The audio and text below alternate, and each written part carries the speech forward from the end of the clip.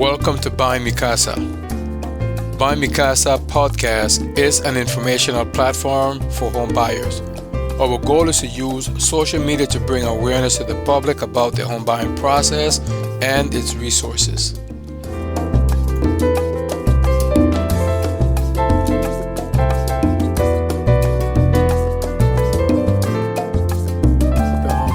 Ya, dile que comience. Ya. No, dile que comience ahora. Okay. So, having a quick introduction. I would like to welcome everybody to BuyingMiCasa. My name is David Fede, and I'm the host. BuyingMiCasa is an informational podcast for first-time home buyers, and where we can provide you information on the benefits of having home ownership and the resources that they are available for you to obtain a home for the first time. Here, my guest is Mr. Robert Bemuses, which is a Deputy Director of City Housing, which is part of the city of Springfield. Bemuses, what led you to become a director? So I've got about, I think July will be 24 years with the city. My first city job was in the park department, in the forestry department, where I was a tree climber. I did that for 3 years and then became a housing inspector, a code enforcement inspector. Prior to working for the city, I managed rental properties, and that gave me the experience to become a housing inspector in the code enforcement department. Did that for several years, and a position became available in the city's Office of Housing as a program manager, and I moved over to there, and it's been about 14 years, and I'm now the deputy director. I have to say that it is true. It is amazing how much opportunity you can find here in United States. Because when you say tree climber, I'm thinking about climbing those trees in Panama, looking for the juiciest mangoes I can find. Yeah. But from a tree climber to a deputy director after 24 years, it's well deserved. Thank you. Thank you very much. So what do you find appealing to the job? What gives you motivation? What makes you happy? What makes you think about the job? So just the reality of 2022 rent, seeing the rent that people pay and the burden it is on many, if not most of the families in Springfield, helping them get into their first home, where they can start some generational wealth building and not pay that rent, is very gratifying. And so, we wish we could do more, but, working with somebody and I don't work directly with them. We have program managers, but seeing that person come to us with their application and then come on the day that they're going to close and pick that check up, and they're so excited to go, is really gratifying. Wow. I remember doing the workshop back in, I would say, 1998, educating first-time home buyers at HAP. Yep. Old HAP. Sure. Now it's Wayfinders. Yes. Talking about homeowners insurance, the class was always full. Yeah. People were always excited, and it was becoming a homeowner, it was like a fad now. Everybody wanted to be a homeowner at that point. And today, it's still the same. Yep. But this time, there's a lot more messages behind it. Yep. I took that class at HAP at the time, and it's an exciting thing to do. And that was when I bought my first house. Going through that course, it was extremely helpful, because you come in and there's a lot to learn, and it's important to know it. There are people who buy a house and don't have that education, and it puts them at a disadvantage from day one. We really, in fact, our down payment assistance, we make it a requirement to take an 8-hour homeowner education, because we want that purchase to last. We want it to be sustainable. We want them to understand what they're getting into, and all the organizations in Springfield do a really good job of educating first-time home buyers. I believe on your website you have a list of people you could use, and when this podcast is published, the viewers can find a link to those agencies that can provide the home ownership education as well. Absolutely, absolutely. And we try to keep that updated. Included a landlord education. And so, yes, and that's to buy a two-family house. Yes. It's a big learning curve to buy a single-family house, but to then become a landlord on top of that. Wayfinders really has an excellent landlord course. John Fisher there. He's the best. He is the John Fisher's the best. Mass tenant landlord law. Nobody knows it better, and that course really is a must attend resource for anybody considering a 2 or 3 family house. It really gives you everything you need to know because it's a lot of work being a landlord. It's a lot of responsibility, and some people, you may need that 2-family because you need that rent to help you qualify for that first mortgage. Exactly. And so that concept seems simple, but the reality of it is can really be a nightmare. So John Fisher is an expert when it comes to fair housing and fair lending. He is. And he have learned, I mean, that man he's a walking encyclopedia. He sure is. When it comes to these matters. If you go on Amazon and put in Massachusetts tenant landlord law, that's the first book that will come up. John Fisher's book, published by Wayfinders and HAP. It's a great resource, and it really is a must-have if you're considering an investment property. Exactly. Thank you for that. So since we are here talking about resources, we're here to talk about your resources. So what does the city of Springfield offer in terms of down payment assistance? So we offer a forgivable loan of $4,000 for towards your down payment or your closing costs. It's a forgivable loan. It is what's called it's a second mortgage, but we call it a soft second mortgage in that there's no interest, no payments due. You would have your first mortgage, and then we would be behind that mortgage for $4,000. In other words, like a second lien. It's a second lien. It is a lien. Second position. We'd be in second position. But again, no interest, no payments. Each year you remain in that house as an owner-occupant, we would forgive 20% of that lien, or $800. After 5 years of staying in that house, we forgive the entire $4,000. Nothing's ever paid back. And we can discharge that lien. So going back to a second position, second lien, so we're talking about if they have a loan, for example, with ABC Bank, that bank will be the first position, the first lien. Correct.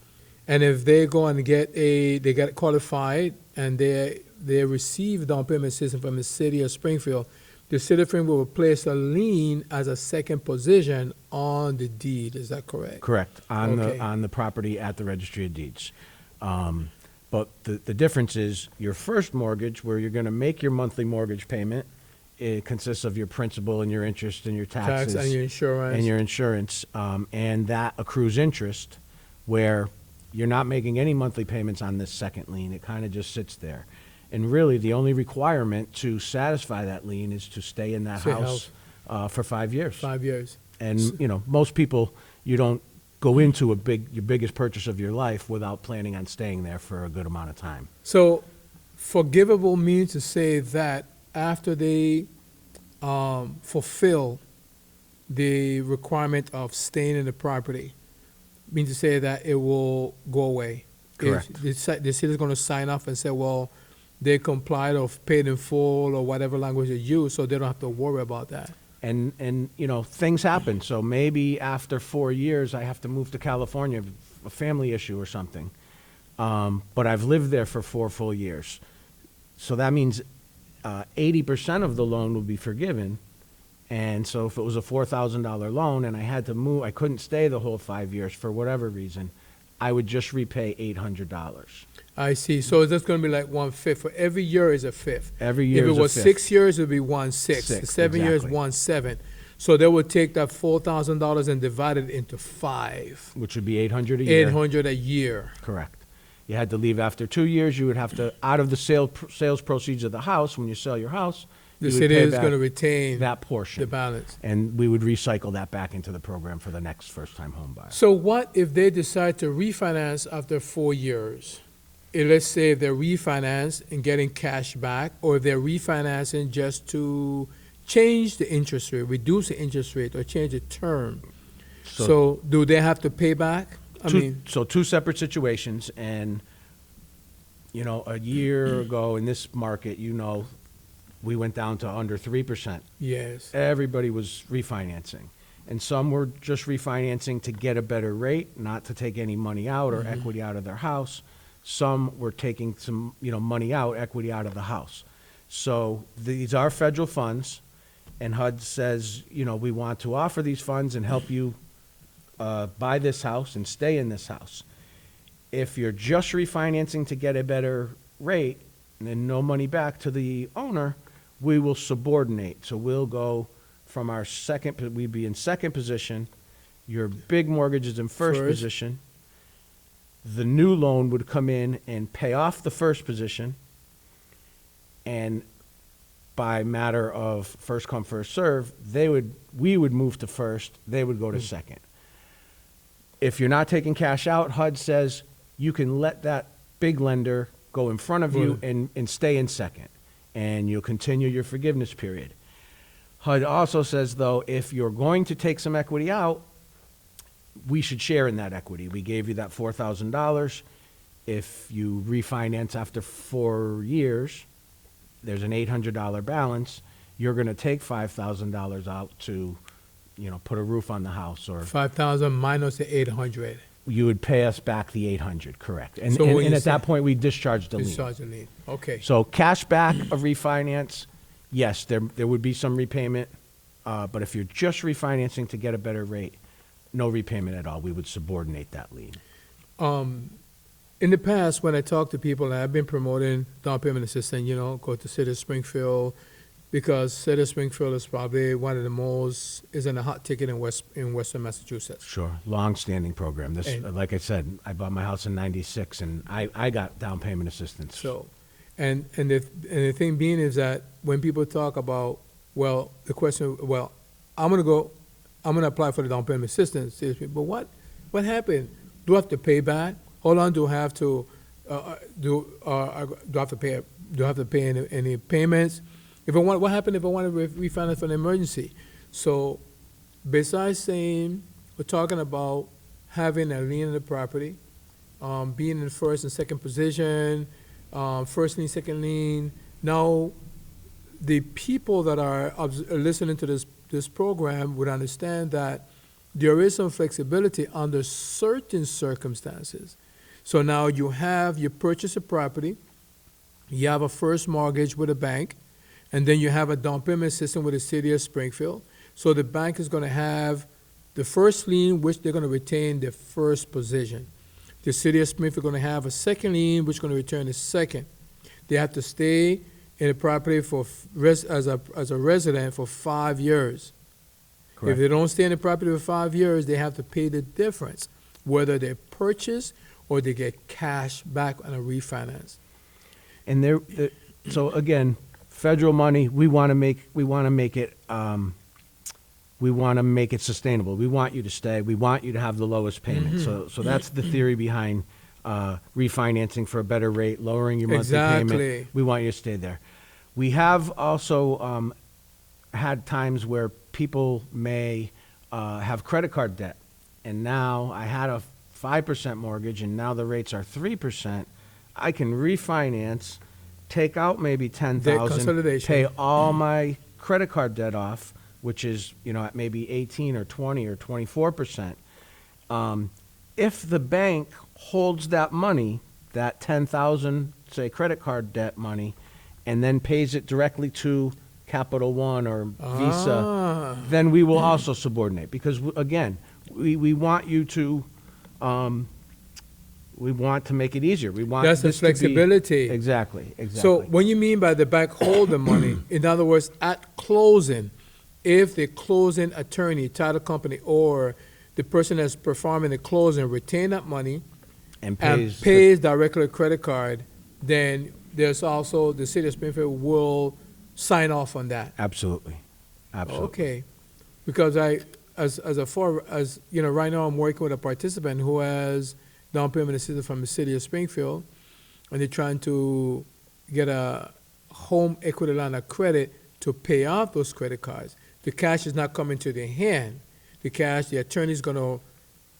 the borrower is gonna submit all the credit card bank statements so the attorney can call and get a payoff, and the attorney is gonna send that money directly. The hand is not going to the hand of the homeowner. Correct. So, And that we would certainly as a cooperate scenario. with. Yes, absolutely. Wow, that is,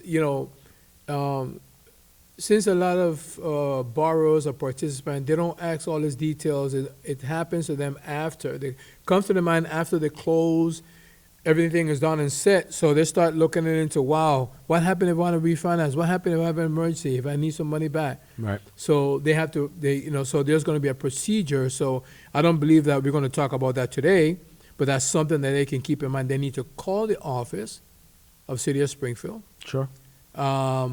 which is 413-787-6500, Correct. and then they can ask about what's required, what they need to submit, Sure. and they can take it from there. Absolutely. Wow, that is awesome to hear a down payment assistant having the requirement but not having so much restriction for the homeowners not to benefit. So wow, that is awesome. Yeah. Again, it's federal funds. They do have these restrictions, income restrictions, and the owner occupancy restriction. Well, they leave it up to the city to put in But the end goal is what we all want Sustainable to see for them happen. to remain in the Sustainable generational wealth building, build some equity in your home.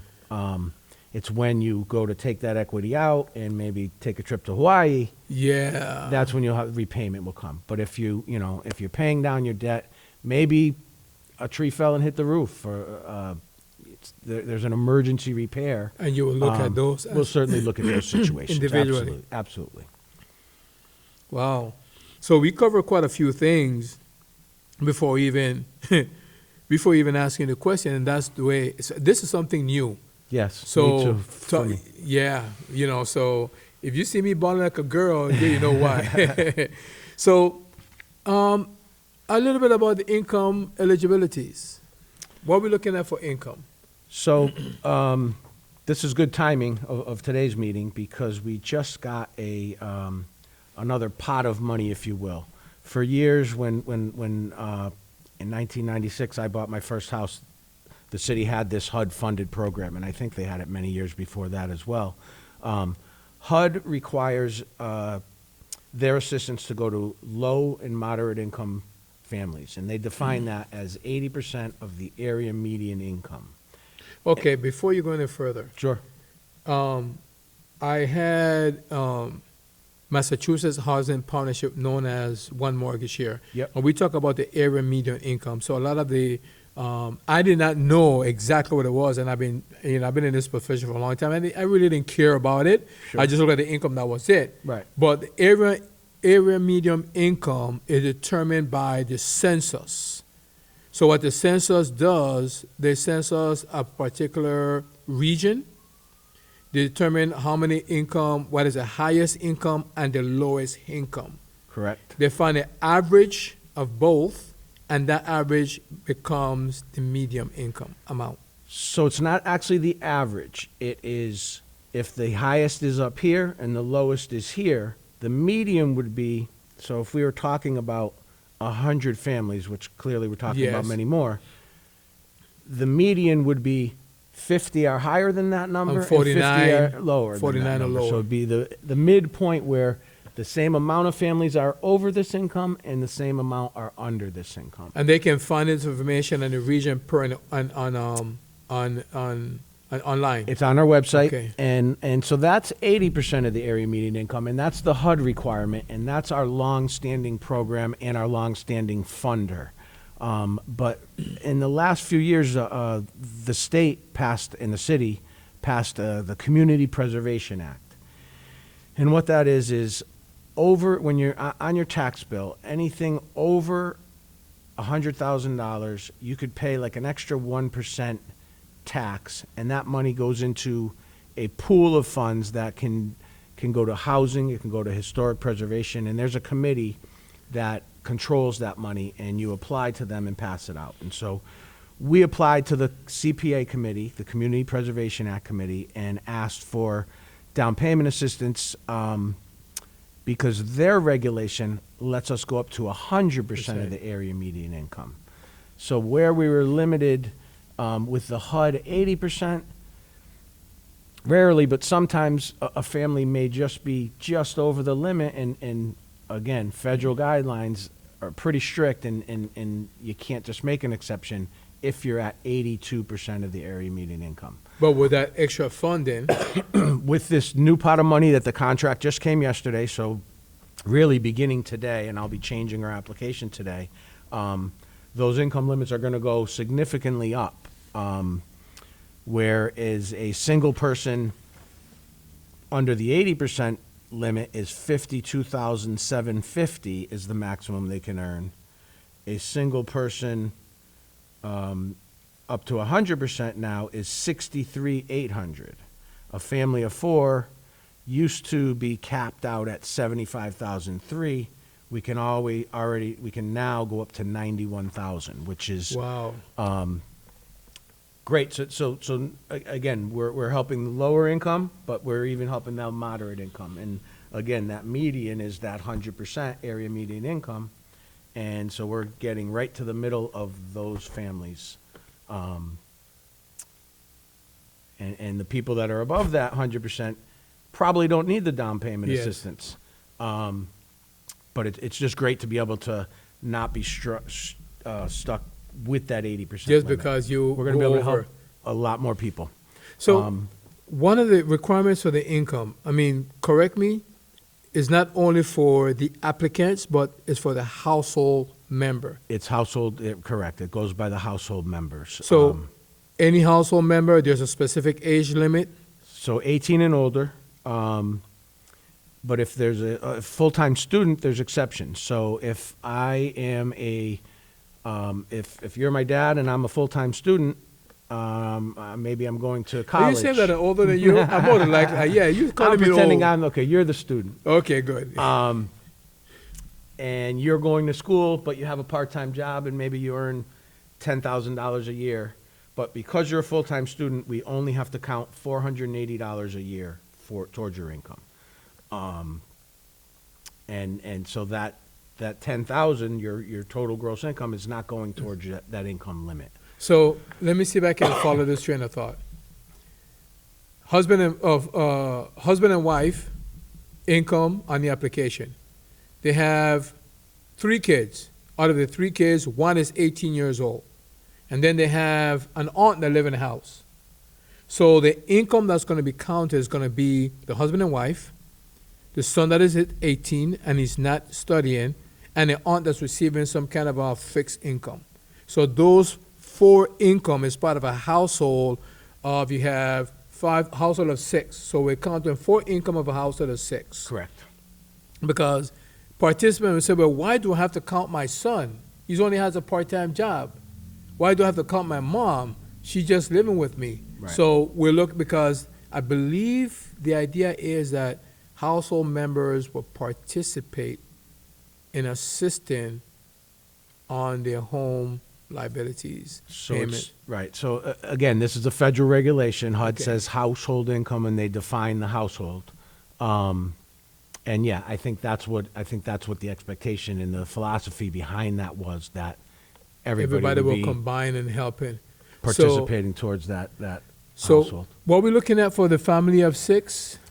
Family of 6, again, whereas 80% was 87,000. 87,000. But now we are able to go up to 105,700. So we have a family of 6, like in what I've described, a family of 6, and we have 4 income earners, including the borrower and a co-borrower, and then we have an 18-year-old son that is working, that is not a student, and another relative who is having some kind of a fixed income, for Sure. example, like a Social Security Social disability, Security, pension. pension Sure. type plan. So those four income, as long as it doesn't exceed more than $100,000, Correct. then they're good. Absolutely. You're good. Wow. You know, getting some clarification on the basic requirements is very important because the borrowers, the people that are applying for home, the potential homeowners, all they're thinking about is getting that $4,000 to help them with the closing costs because they're scraping everything they can get. Yeah.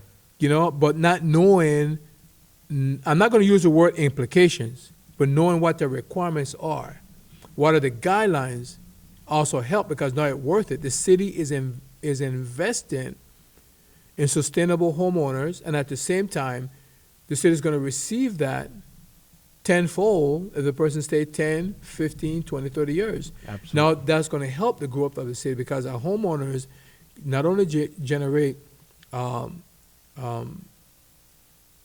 Tax revenue. and wealth, And they're building their own equity. generational correct? wealth and Yes. equity, but they also help the economy. There's so many things we can talk about that, but And owner occupants help the neighborhood.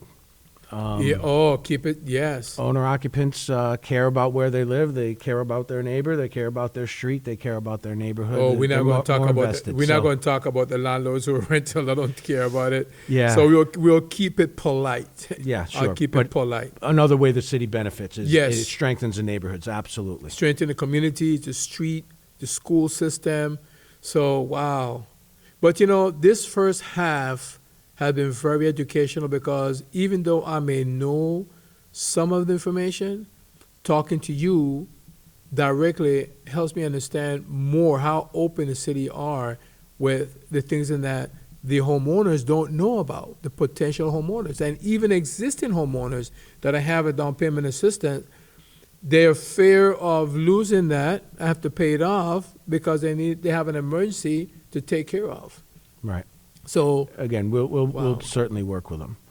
And it's disheartening sometimes when somebody will come to the office and they just bought a house and I said, did you come for the assistance? And they said, no, I didn't know about it. And yes. so we try to stay in close communication with the Realtors Association, and I really think the vast majority of realtors do know about this longstanding program and do usher their clients to us. But this is a great to get the word out and you know, if you're thinking about buying a home, you know, not take advantage of this. Whatever we can do here at BuyingMiCasa, whatever I can do personally with the contacts, I certainly do promote a lot of first-time home buyers. I've worked with quite a few of them, completing the application and gathering the documents. Sure. You know, so as a matter of fact, this is part one. So we are going to slide over to part two. We're going to take a few minutes break, and we're going to end this session, and we're going to talk about the documents requirements, which is very important when it comes to applying for the City of Springfield down payment, first-time homebuyer down payment assistance. You know, and I want to thank you very much, Bob. Finally, I called you Bob. Oh, fine, yeah. You know, for coming here and bringing this vast amount of important information and knowledge. And, you know, I'm just going to say hasta la vista until the next couple of minutes. We'll do part two of this, session two. So, again, this is BuyingMiCasa. I want to welcome you to participating and being part of this program. And my name is David Faley. I'm your host. I'm here with Mr. Robert DeMuses, Deputy Director of the City of Springfield Housing Department. Thank you, sir. Thank you. Oh, my goodness.